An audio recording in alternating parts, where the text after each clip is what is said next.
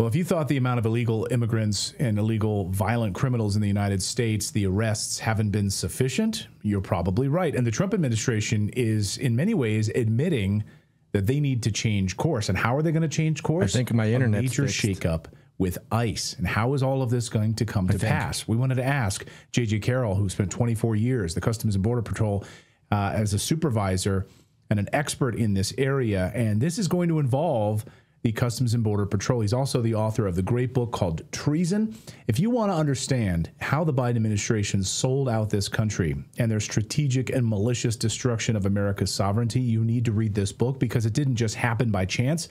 It was systemic.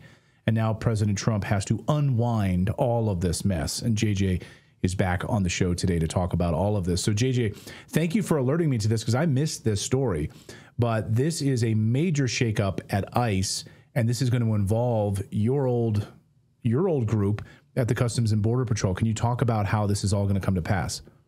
Well, Donald Trump has just had it with the lack of deportation. So when you look at the numbers, and the numbers are all over the place, right? So we're looking at 2 million self-deports and then 500,000 arrests and deports, and then people have done FOIA requests, and they said, well, actually, that 500,000 number is about 150,000. So nobody really knows. But what we all agree on is there's not enough arrests and deportations. And Donald Trump knows that, and his White House advisor, Stephen Miller, is, I think, and what from just piecing the puzzle together, he is the voice that is pounding the drum saying this is not enough. And I should say you said this right at the outset. Like, we love President Trump, all of this, right? You're a huge supporter of President Trump for closing the border. But right at the very beginning, you were saying to me on this show, it's not enough, Clayton.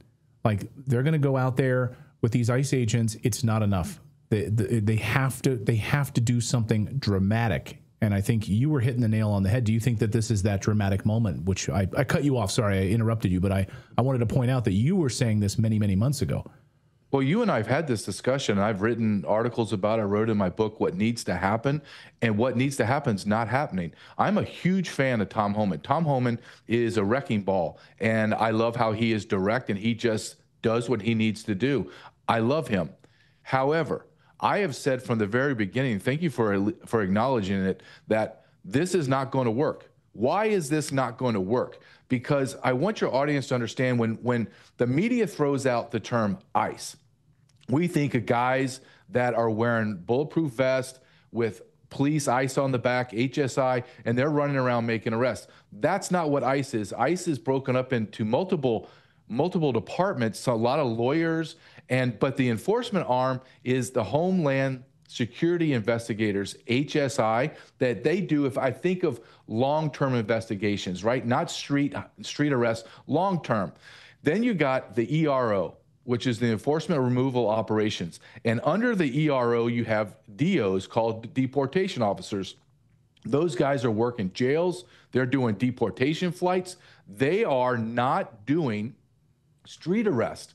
Now, they're fugitive ops, but even the fugitive ops that have many of my friends in those are case file by case file. So I want you to imagine there's 50 million illegal aliens in America, 6,000, quote, ICE officers that are broken up into HSI investigators and DOs that now have to go case by case to arrest 50 million people. That's why I've said from the very beginning, this makes no sense to me. This is never going to work. And the idea, I want your audience to understand, you're taking long-term investigators and then deportation officers that have never made street arrest, and then you place them in Chicago, New York, LA, Phoenix, San Diego, and that's why you're seeing all these officers fighting day in and day out and can't make arrests that are simple. For me, is simple. Because they've never done it before, Clayton. They were put in a very, very bad position. And Donald Trump, through Stephen Miller, I believe, has acknowledged that. And they're making this switch to Border Patrol agents taking over those day-to-day operations. And that is what needs to happen. It needs to happen immediately. So, as you pointed out, I think Bill Malugin first broke this story a couple of days ago. Can you walk us through now? So now Customs and Border Patrol, they're going to be actively involved in this. They're going to be doing what, reading your first book, for crying out loud. You're talking about like racing after guys on on ATVs, tackling guys. Like, these guys at ICE have had no experience in that. That's what you guys have been doing for a living. So how is the CBP going to be involved in this directly? Well, the Border Patrol is going to be directly involved because Chief Bovino, he is the chief of El Centro sector in California, has been elevated to a position of authority and power. And now he is going into LA, et cetera, and making in Chicago and making very strong statements and arrest. And you are now, the word on the street is Bovino is going to handpick his guys to put into positions in 12 strategic locations across America, major cities where there's a large population of illegal aliens. And I want your audience to understand, there is going to be a seismic shift in the way this is done.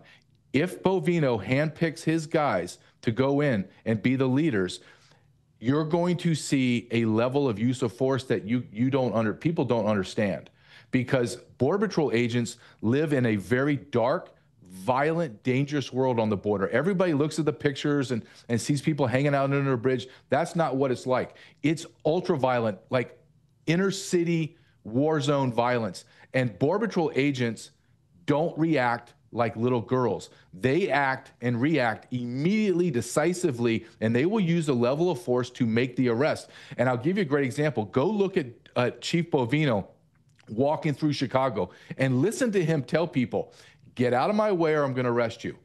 Get out of my way or I'm going to arrest you. And everyone like partying the Red Sea. Why? Because even though those moronic protesters and activists have no idea what an ICE agent is or Border Patrol agent is, they see the Border Patrol emblem and they're watching the actions of those agents and they're saying in their brain, they're making that determination, those guys are different.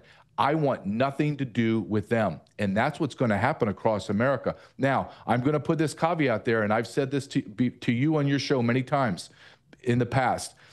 Donald Trump must put the military attached, not National Guard. I'm talking the Marines. I'm talking the Army. I'm talking Special Forces, to create perimeters so these agents can do their job without getting shot, rammed, boxed in, punched, and they have to be able to have an apparatus when they begin to make hundreds, if not thousands, of arrests a day of how do you move these people and move them into deportation proceedings and then deport them immediately. But it has to be the military. Does Bovino feel the same way about that? Like, have you heard him say that he needs the military assistance?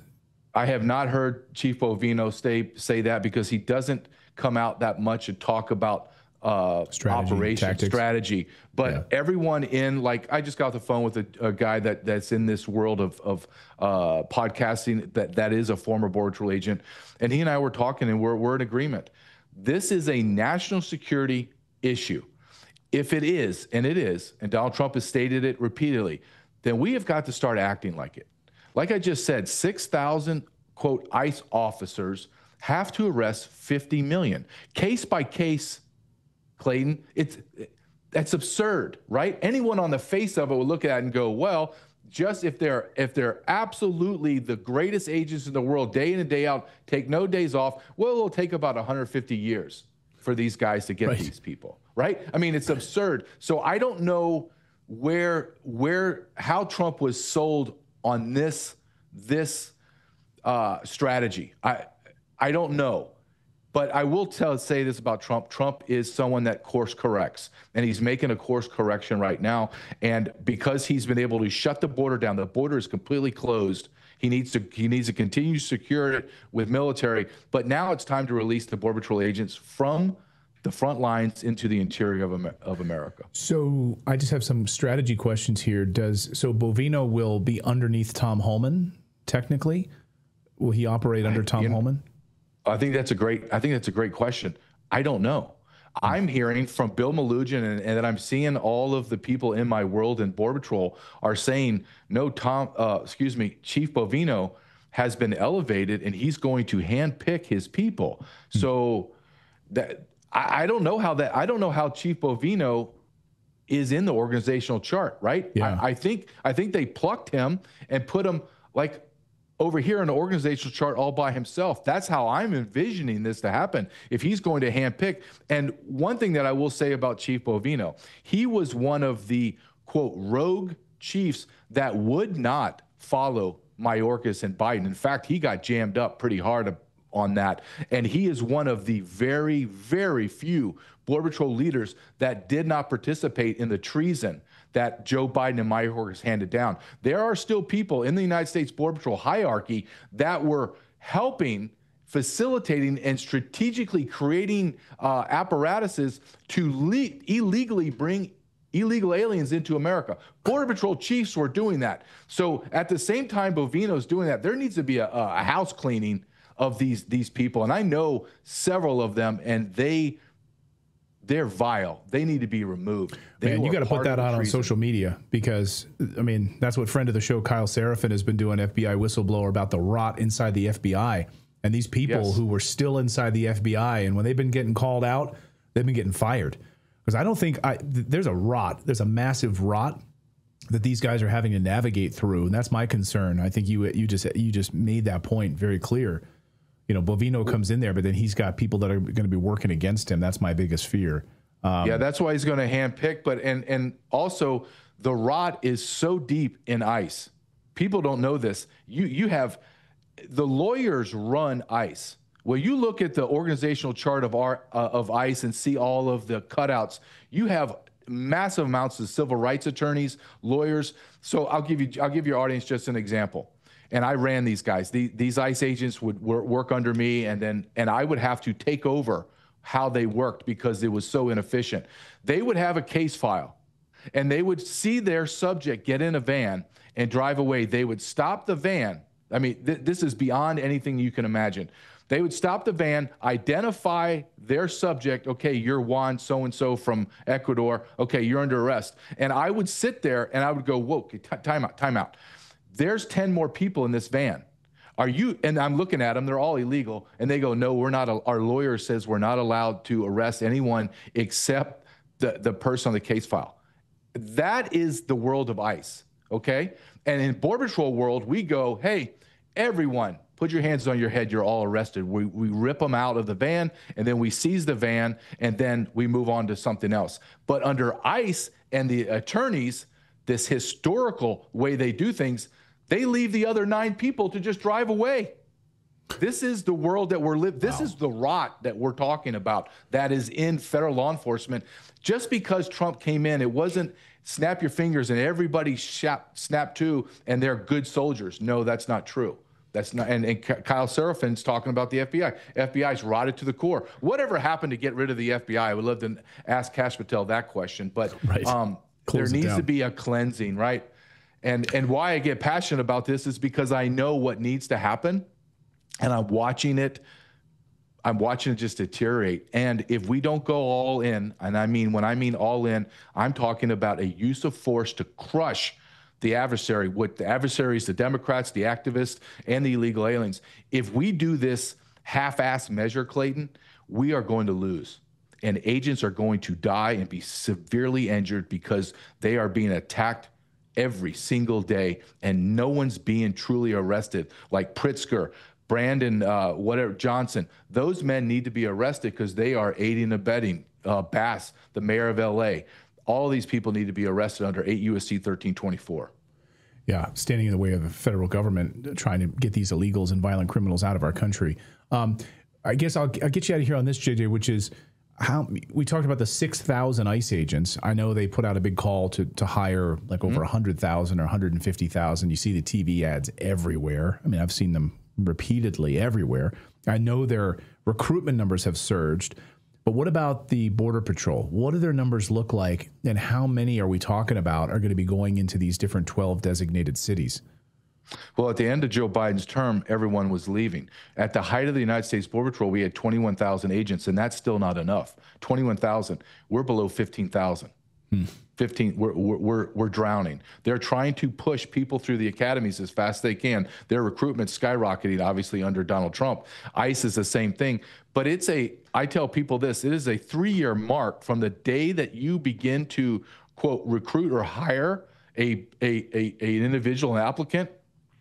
It's going to take you a good solid 3 years to get that person to be functional within the law enforcement range. So what needs to happen is retired military, retired state and local police, and retired agents like myself need to be hired, and hired quickly. I've been offered a job 3 months ago. I'm still waiting, as many of my former colleagues that have said, okay, I hear the call to get back in. I don't really want to, but I feel a moral obligation to my country to get back into the fight. Here I am. All right, I will go through all of the drug test and the medical and all the background check, everything that I left behind in retirement. I'm coming back in. I'm ready to go back into war for you, Donald Trump. And we are all sitting here, Clayton, waiting for a phone call. We are guys that have 20, 25 years in service, ran task forces, know what the hell we're doing, and we're sitting on the sideline begging them like, hey, calling HR. Excuse me, I have been waiting 3 months. I'm watching all of my brothers and sisters get destroyed out there. I think I could play a part in this. You asked for me to help. You sent out advertisement, PSAs, people have called me. Here I am. We're waiting. And when I mean we, I'm talking a large segment of retired guys that are ready to get in, and it's the government. It's just the government. We're waiting for some dude to hit a button to say, okay, you're ready to go. It's maddening, because we are the guys that have done this job, Clayton, know that it's not being done correctly. And one of the problems with it not being done correctly is there's not enough manpower. And guys like me are saying, we're here. We're going to leave our families.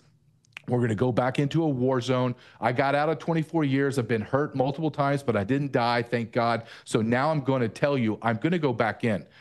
How about a little respect and just get us in to the ball game? We're all sitting on the sideline with our hands up saying, I'm ready to go, Coach. And we need you more than ever. I hope Stephen Miller sees this interview. I hope enough people maybe share it with Stephen and tag him on social media or something, so that he's aware maybe some of the nuances here. But this is definitely this is the federal government at its finest. You have people sitting there ready to go. I'm ready to jump in. I'm ready to jump in and help my country. But somebody, somewhere, some bureaucrat has not lit the green light yet for it. It's just disgusting. JJ, thank you so much for this. Thank you for, educating all of us about this. I hope you'll come back soon, and please update us with this process. Again, I'm always a glass half full kind of person, but when I see these numbers and I know what they're up against right now, it really is disheartening. So I want to be honest. I want to be excited.